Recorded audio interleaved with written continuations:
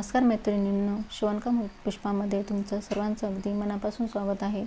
तर आजच्या व्हिडिओमध्ये आपण अंब्रेला बाहीचं कटिंग बघणार आहोत। याआधी आपण साधी बाही कोपरापर्यंतची बाहींचं कटिंग बघितलेलं आहे। तर आज आपण हे अंब्रेला बाहीचं कटिंग अगदी सोप्या पद्धतीने मी तुम्हाला सांगणार आहे।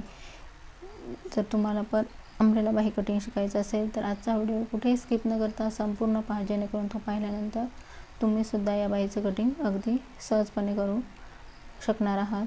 तर चला आपण व्हिडिओला सुरुवात करूया। तर त्याआधी तुम्ही माझ्या चॅनलवर जर नवीन असाल तर चॅनलला सबस्क्राइब करा, व्हिडिओ आवडल्यास लाईक आणि शेअर करायला विसरू नका। तर चला आपण सुरू करूया।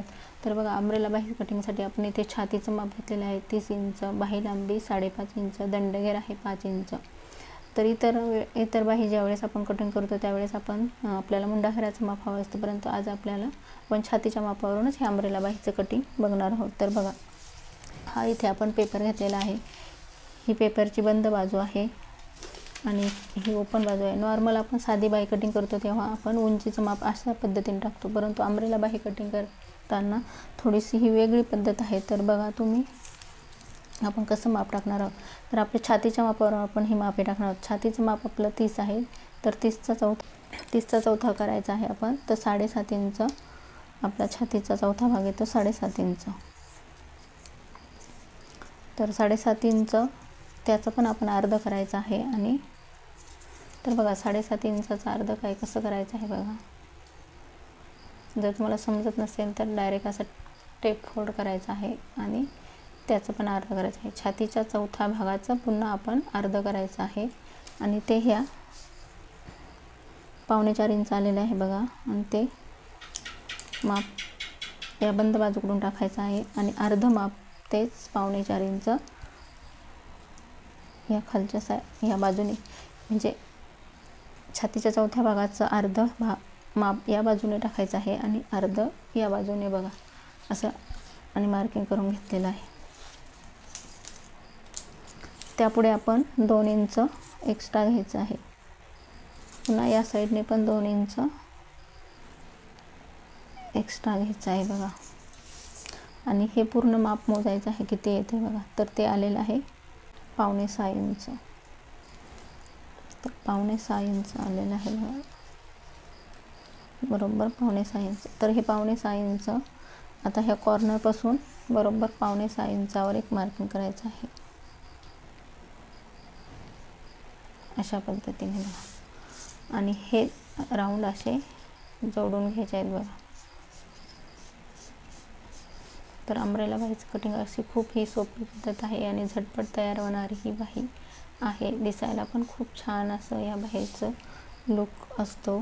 तर बघा आता, आणि यापुढे आपण आता काय टाकणार आहे, आपलं जी काही लांबी आहे आपल्या बाहीची ती घ्यायची आहे। तर बाहीची लांबी आपली 5.5 इंच आहे आणि 1 इंच आपण त्यामध्ये एक्स्ट्रा घ्यायचं आहे। तर 5.5 मध्ये 6 इंच, 5.5 मध्ये 1 इंच मिळून आपण 6 इंचावर मार्किंग करून घ्यायचं आहे बघा। 6 इंचावर तेच माप या साईडने पण टाकायचं आहे बघा। 6 इंच। तर आता या राऊंडपासून 6 इंच आपण सर्व ठिकाणी राऊंडमध्ये मार्किंग करून घ्यायचं आहे बघा अशा पद्धतीने, जेणेकरून सर्व ठिकाणी मापलं सेमच माप आलं पाहिजे। 6 इंचावर बरोबर मार्किंग करत आपण घ्यायचं आहे आणि पुन्हा हे सर्व असं जोडून घ्यायचं आहे बघा।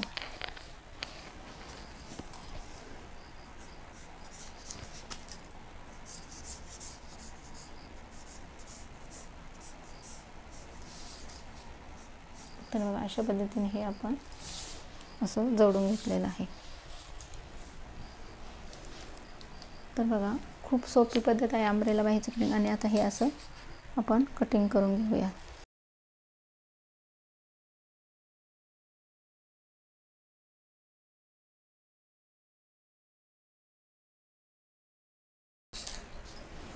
तर बघा, अशा पद्धतीचं हे आपलं बाहीचं कटिंग तयार झालेलं आहे। तर बघा, हा जो भाग आहे हा आपण काय करणार, आपल्या जो ब्लाऊजचा मुंडा आहे त्याला जोडणार आहे। तर हा आहे काय आपला मुंडा आहे। तर हा आपला मुंडा असणार आहे आणि ही जी काय बाजू आहे ती आपल्या दंडघेराची बाजू आहे, म्हणजे हा आपला बाहीचा अंब्रेला बाहीचा हा दंडघेर आहे। तर या बाजूला आपण काय करणार आहोत, पिको करणार। तर ही बाही आपण अशी फोल्ड करून मी तुम्हाला दाखवते। कशा पद्धतीने चालू खूप छान असं या बाहीचं दिसायला खूप छान अशी अम्ब्रेला बाही दिसते बघा. आणि शिवल्यानंतर खूप सुंदर असा लुक त्या ब्लाऊजला येतो. तर या साईडला आपण पिको किंवा फोल्डसुद्धा करू शकतो. ही दंडगेराची बाजू आहे, लक्षात ठेवा. आणि हा आपला मुंडा आहे, हा असा आहे तसाच आपल्या ब्लाऊजच्या मुंड्याला जोडायचा आहे. तर इथे मी मार्किंग करून ठेवते आणि इथे आपण लिहून पण ठेवलेलं आहे तर कोणती बाजू मुंड्याला जोडायची आहे. ही जी मोठी बाजू आहे तो आपला दंडगेरा असणार आहे आणि ही जी बाजू आहे तो आपला मुंडा आहे. तर बघा, खूप सोप्या पद्धतीने मी तुम्हाला अम्ब्रेला बाहीचं कटिंग दाखवलेलं आहे. नक्की या पद्धतीने तुम्ही सुद्धा ट्राय करून बघा. जर तुम्हाला आजचा व्हिडिओ आवडला असेल तर व्हिडिओला लाईक, शेअर आणि सबस्क्राईब नक्की करा. धन्यवाद.